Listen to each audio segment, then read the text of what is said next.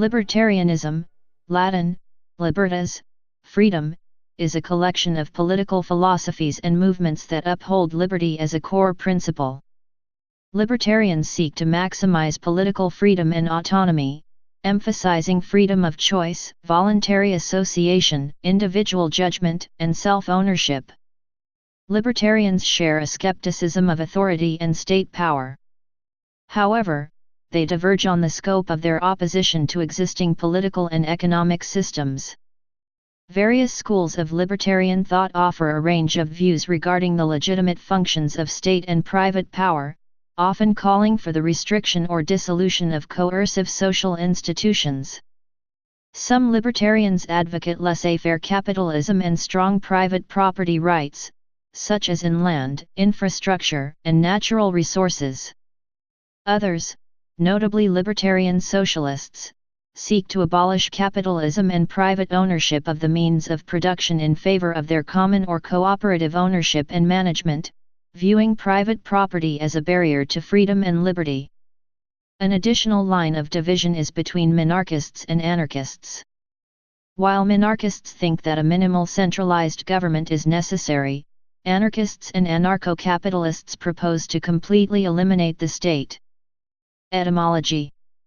The first recorded use of the term libertarian was in 1789, when William Belsham wrote about libertarianism in the context of metaphysics.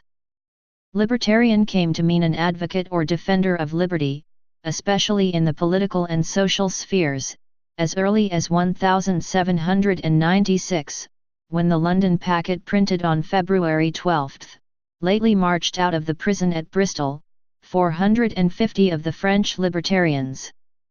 The word was again used in a political sense in 1802 in a short piece critiquing a poem by the author of Gebur and has since been used with this meaning. The use of the word libertarian to describe a new set of political positions has been traced to the French cognate, libertaire, coined in a letter French libertarian communist Joseph Dijak wrote to mutualist Pierre-Joseph Proudhon in 1857. Dijak also used the term for his anarchist publication Le Libertaire, Journal du Mouvement Social, which was printed from June 9, 1858 to February 4, 1861 in New York City. In the mid-1890s, Sebastian Faure began publishing a new Le Libertaire while France's Third Republic enacted the lois scélérates, villainous laws, which banned anarchist publications in France. Libertarianism has frequently been used as a synonym for anarchism since this time. The term libertarianism was first used in the United States as a synonym for classic liberalism in May 1955 by writer Dean Russell, a colleague of Leonard Read and a classic liberal himself. He justified the choice of the word as follows: "Many of us call ourselves liberals." And it is true that the word liberal once described persons who respected the individual and feared the use of mass compulsions. But the leftists have now corrupted that once proud term to identify themselves and their program of more government ownership of property and more controls over persons. As a result, those of us who believe in freedom must explain that when we call ourselves liberals, we mean liberals in the uncorrupted classical sense. At best, this is awkward and subject to misunderstanding. Here is a suggestion: let those of us who love liberty trademark and reserve for our own use the good and honorable word libertarian. Jeffrey Tucker. Subsequently, a growing number of Americans with classical liberal beliefs in the United States began to describe themselves as libertarian.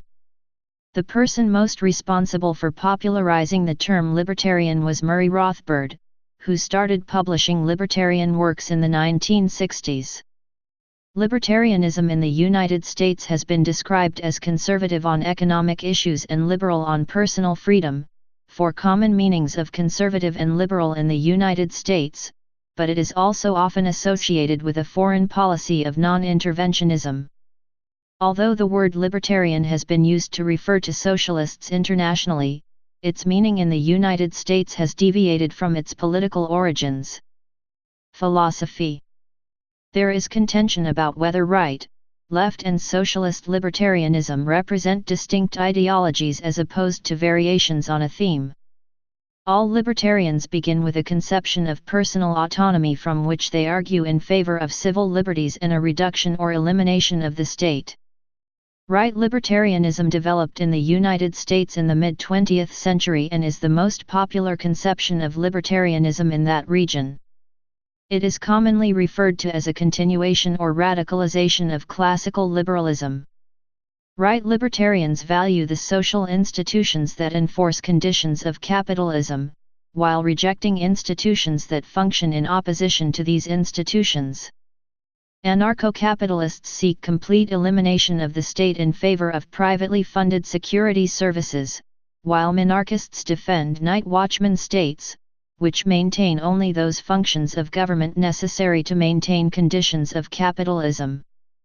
Critics such as Corey Robin describe right libertarianism as fundamentally a reactionary conservative ideology, united with more traditional conservative thought and goals by a desire to enforce hierarchical power and social relations. Conservatism, then, is not a commitment to limited government and liberty or a wariness of change, a belief in evolutionary reform, or a politics of virtue. These may be the byproducts of conservatism, one or more of its historically specific and ever-changing modes of expression. But they are not its animating purpose. Neither is conservatism a makeshift fusion of capitalists, Christians, and warriors, for that fusion is impelled by a more elemental force: the opposition to the liberation of men and women from the fetters of their superiors, particularly in the private sphere. Such a view might seem miles away from the libertarian defense of the free market, with its celebration of the atomistic and autonomous individual. But it is not. When the libertarian looks out upon society, he does not see isolated individuals, he sees private, often hierarchical, groups, where a father governs his family and an owner his employees. Left libertarianism encompasses those libertarian beliefs that claim the Earth's natural resources belong to everyone in an egalitarian manner, either unowned or owned collectively. Contemporary left libertarians such as Hillel Steiner, Peter Valentine, Philippe Van Parijs, Michael Otsuka, and David Ellerman believe the appropriation of land must leave enough and as good for others or be taxed by society to compensate for the exclusionary effects of private property. Libertarian socialists, social and individualist anarchists, libertarian Marxists, council communists, Luxemburgists, and de Leonists promote usufruct and socialist economic theories, including communism, collectivism, syndicalism, and mutualism. They criticize the state for being the defender of private property and believe capitalism entails wage slavery. Personal autonomy. Anarchism envisages freedom as a form of autonomy, which Paul Goodman describes as the ability to initiate a task and do it one's own way, without orders from authorities who do not know the actual problem and the available means. All anarchists oppose political and legal authority, but collectivist strains also oppose the economic authority of private property. These social anarchists emphasize mutual aid, whereas individualist anarchists extol individual sovereignty. Some right libertarians consider the non-aggression principle, NAP, to be a core part of their beliefs. Civil liberties. Libertarians have been advocates and activists of civil liberties, including free love and free thought. Advocates of free love viewed sexual freedom as a clear, direct expression of individual sovereignty. They particularly stressed women's rights, as most sexual laws discriminated against women, for example, marriage laws and anti-birth control measures. Free love appeared alongside anarcho-feminism and advocacy of LGBT rights. Anarcho-feminism developed as a synthesis of radical feminism and anarchism and views patriarchy as a fundamental manifestation of compulsory government. It was inspired by the late 19th century writings of early feminist anarchists such as Lucy Parsons, Emma Goldman, Volta Irene de Clare and Virginia Bolton. Anarcho-feminists, like other radical feminists, criticize and advocate the abolition of traditional conceptions of family, education, and gender roles.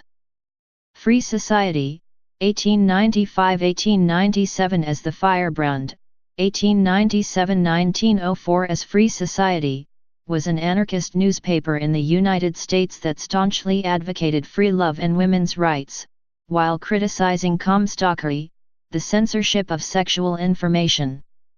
In recent times, anarchism has also voiced opinions and taken action around certain sex-related subjects such as pornography, BDSM, and the sex industry. Free thought is a philosophical viewpoint that holds opinions should be formed on the basis of science, logic, and reason in contrast with authority, tradition or other dogmas. In the United States, free thought was an anti-Christian, anti-clerical movement whose purpose was to make the individual politically and spiritually free to decide on religious matters. A number of contributors to liberty were prominent figures in both free thought and anarchism. In 1901, Catalan anarchist and freethinker Francesc Ferrer i Guardia established modern or progressive schools in Barcelona in defiance of an educational system controlled by the Catholic Church. Fiercely anti-clerical, Ferrer believed in freedom in education, i.e. education free from the authority of the church and state. The school's stated goal was to educate the working class in a rational, secular, and non-coercive setting. Later in the 20th century, Austrian Freudo-Marxist Wilhelm Reich became a consistent propagandist for sexual freedom, going as far as opening free sex counseling clinics in Vienna for working-class patients, as well as coining the phrase sexual revolution in one of his books from the 1940s. During the early 1970s, the English anarchist and pacifist Alex Comfort achieved international celebrity for writing the sex manuals The Joy of Sex and More Joy of Sex. State. Most left libertarians are anarchists and believe the state inherently violates personal autonomy, as Robert Paul Wolff has argued, since the state is authority, the right to rule. Anarchism, which rejects the state, is the only political doctrine consistent with autonomy in which the individual alone is the judge of his moral constraints. Social anarchists believe the state defends private property, which they view as intrinsically harmful, while market-oriented left libertarians argue that so-called free markets actually consist of economic privileges granted by the state. These latter libertarians advocate instead for freed markets, which are freed from these privileges. There is a debate amongst right libertarians as to whether or not the state is legitimate. While anarcho-capitalists advocate its abolition, minarchists support minimal states, often referred to as night watchman states. Libertarians take a skeptical view of government authority. Minarchists maintain that the state is necessary for the protection of individuals from aggression, theft, breach of contract and fraud. They believe the only legitimate governmental institutions are the military, police and courts, though some expand this list to include fire departments, prisons, and the executive and legislative branches. They justify the state on the grounds that it is the logical consequence of adhering to the non-aggression principle and argue that anarchism is immoral because it implies that the non-aggression principle is optional, that the enforcement of laws under anarchism is open to competition. Another common justification is that private defense agencies and court firms would tend to represent the interests of those who pay them enough. Anarcho-capitalists argue that the state violates the non-aggression principle by its nature because governments use force against those who have not stolen or vandalized private property, assaulted anyone or committed fraud. Linda and Morris Tannehill argue that no coercive monopoly of force can arise on a truly free market and that a government's citizenry cannot desert them in favor of a competent protection and defense agency. Property rights. Right libertarians maintain that unowned natural resources may be appropriated by the first person who discovers them, mixes his labor with them, or merely claims them without the consent of others, and with little or no payment to them. They believe that natural resources are originally unowned and therefore private parties may appropriate them at will without the consent of, or owing to, others. Left libertarians believe that neither claiming nor mixing one's labor with natural resources is enough to generate full private property rights and maintain that natural resources ought to be held in some egalitarian manner, either unowned or owned collectively. Economics. Right libertarians are economic liberals of either the Austrian school or Chicago school and support laissez-faire capitalism. Left libertarians, social and individualist anarchists, libertarian Marxists, and left-wing market anarchists, argue in favor of socialist theories such as communism, syndicalism, and mutualism, anarchist economics. Daniel Guerin writes that anarchism is really a synonym for socialism. The anarchist is primarily a socialist whose aim is to abolish the exploitation of man by man. Anarchism is only one of the streams of socialist thought, that stream whose main components are concern for liberty and haste to abolish the state. Wage labor. Wage labor has long been compared by socialists and anarcho-syndicalists to slavery. As a result, the term wage slavery is often utilized as a pejorative for wage labor. Advocates of slavery looked upon the comparative evils of slave society and of free society, of slavery to human masters and slavery to capital, and proceeded to argue that wage slavery was actually worse than chattel slavery. Slavery apologists like George Fitzhugh contended that workers only accepted wage labor with the passage of time, as they became familiarized and inattentive to the infected social atmosphere they continually inhale. According to Noam Chomsky, analysis of the psychological implications of wage slavery goes back to the Enlightenment era. In his 1791 book On the Limits of State Action, classical liberal thinker Wilhelm von Humboldt explained how whatever does not spring from a man's free choice, or is only the result of instruction and guidance, does not enter into his very nature, he does not perform it with truly human energies, but merely with mechanical exactness, and so when the laborer works under external control we may admire what he does, but we despise what he is.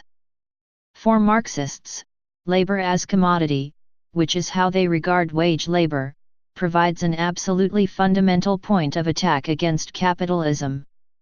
It can be persuasively argued, noted philosopher John Nelson, that the conception of the worker's labor as a commodity confirms Marx's stigmatization of the wage system of private capitalism as wage slavery, that is, as an instrument of the capitalists for reducing the worker's condition to that of a slave, if not below it. That this objection is fundamental follows immediately from Marx's conclusion that wage labor is the very foundation of capitalism.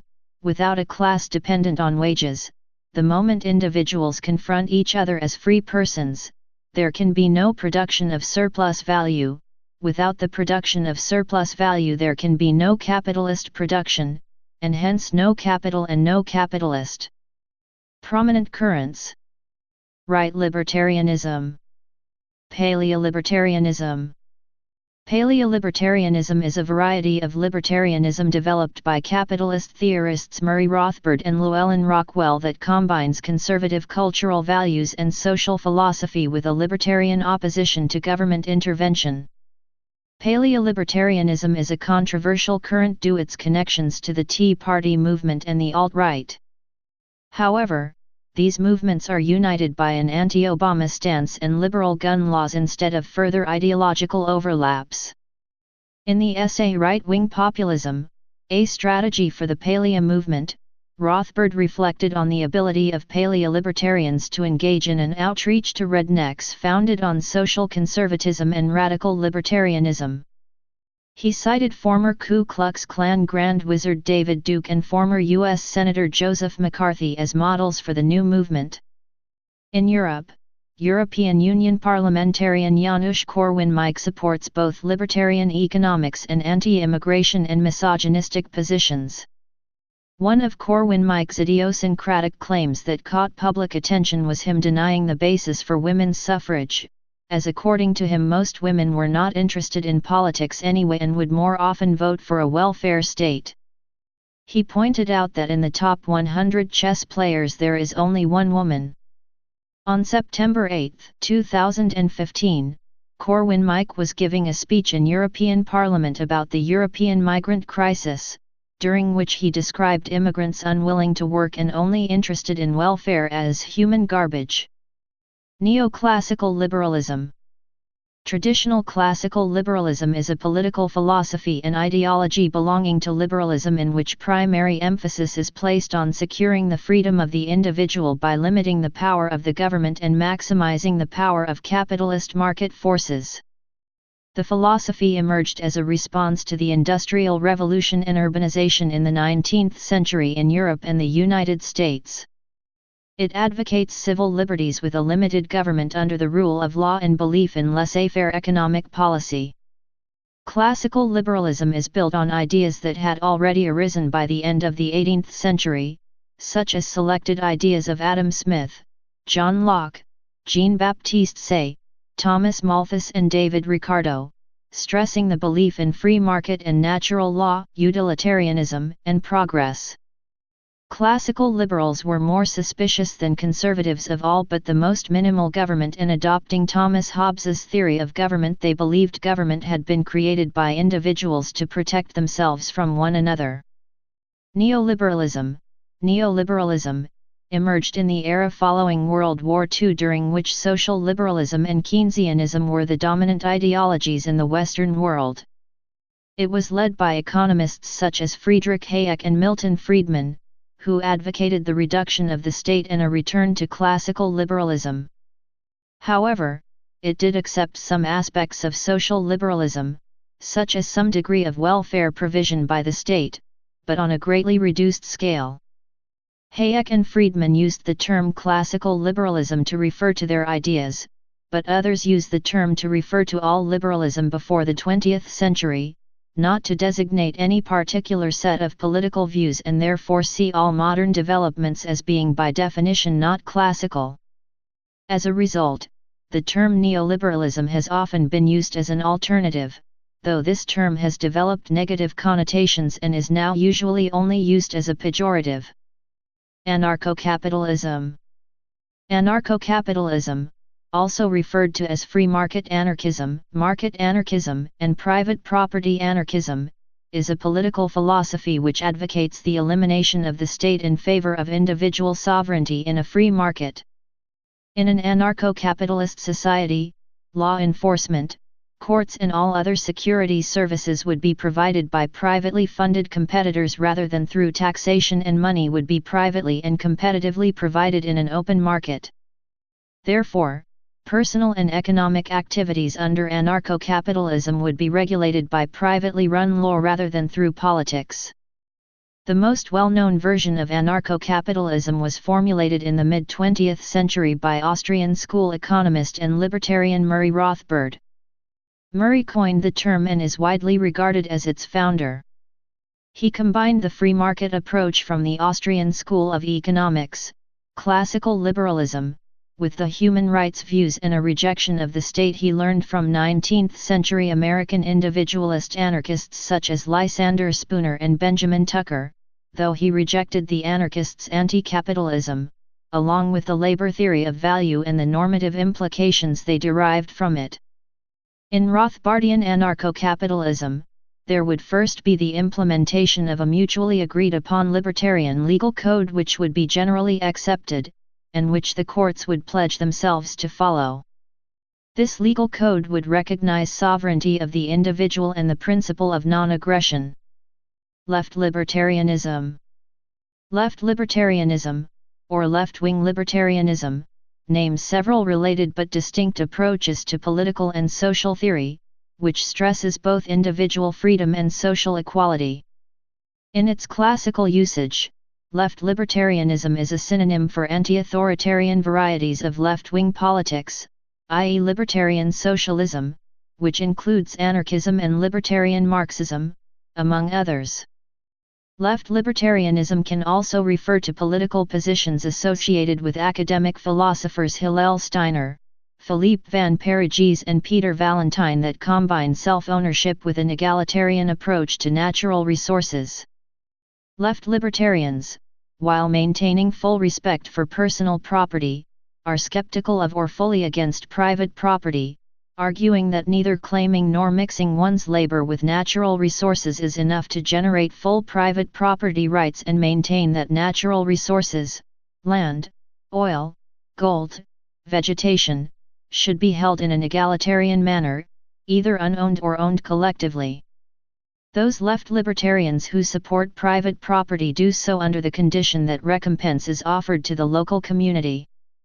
Many left libertarian schools of thought are communist, advocating the eventual replacement of money with labor vouchers or decentralized planning. On the other hand, left-wing market anarchism, which includes Pierre-Joseph Proudhon's mutualism and Samuel Edward Konkin III's agorism, appeals to left-wing concerns such as egalitarianism, gender and sexuality, class, immigration and environmentalism within the paradigm of a socialist free market. Libertarian socialism. Libertarian socialism, sometimes called social anarchism, left libertarianism, socialist libertarianism or just libertarianism among left-wing circles, is a group of anti-authoritarian political philosophies inside the socialist movement that rejects socialism as centralized state ownership and control of the economy, including criticism of wage-labor relationships within the workplace, as well as the state itself. It emphasizes workers' self-management of the workplace and decentralized structures of political organization, asserting that a society based on freedom and equality can be achieved through abolishing authoritarian institutions that control certain means of production and subordinate the majority to an owning class or political and economic elite. Libertarian socialists generally place their hopes in decentralized means of direct democracy and federal or confederal associations such as libertarian municipalism, citizens' assemblies, trade unions, and workers' councils. All of this is generally done within a general call for libertarian and voluntary human relationships through the identification, criticism, and practical dismantling of illegitimate authority in all aspects of human life. As such, libertarian socialism within the larger socialist movement seeks to distinguish itself both from Leninism/Bolshevism and from social democracy.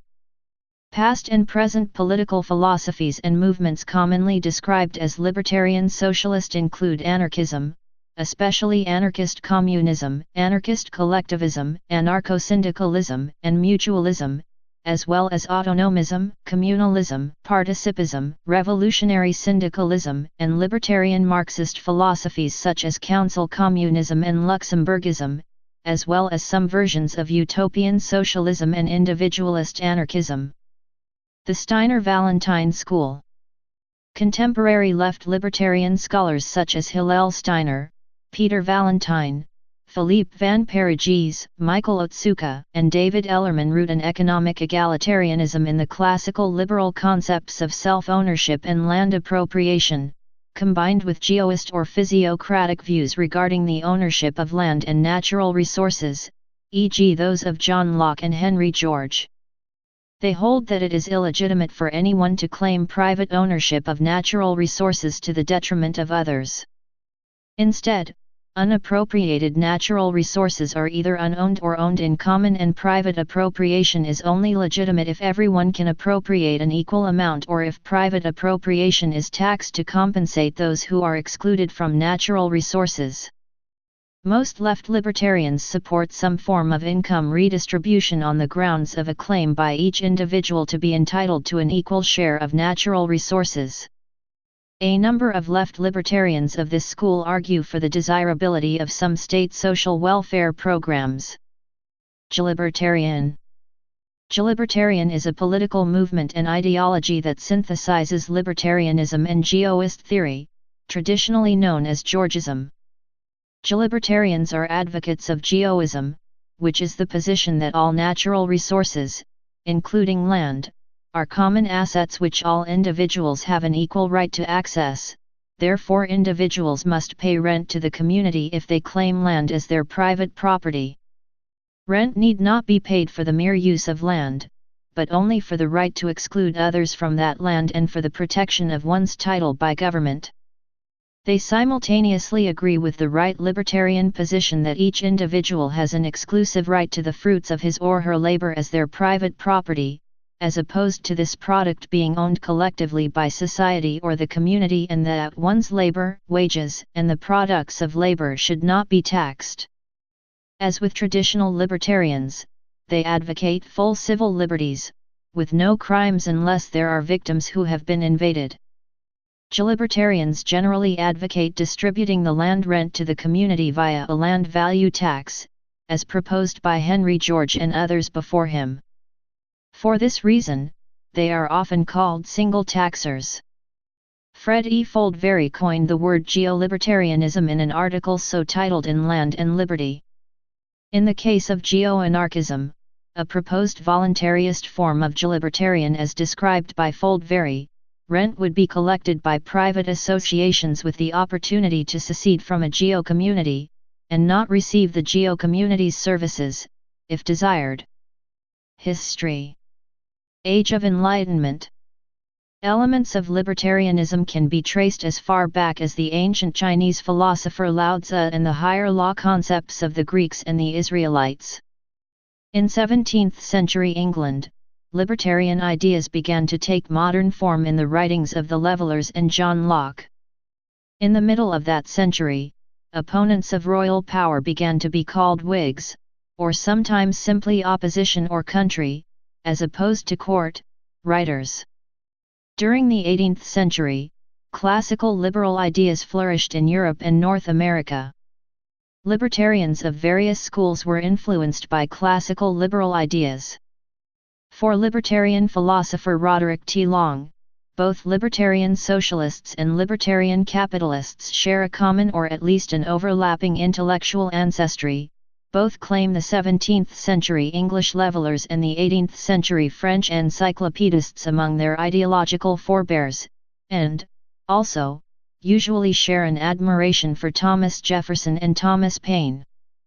John Locke greatly influenced both libertarianism and the modern world in his writings published before and after the English Revolution of 1688, especially A Letter Concerning Toleration, 1667, Two Treatises of Government, 1689, and an Essay Concerning Human Understanding, 1690.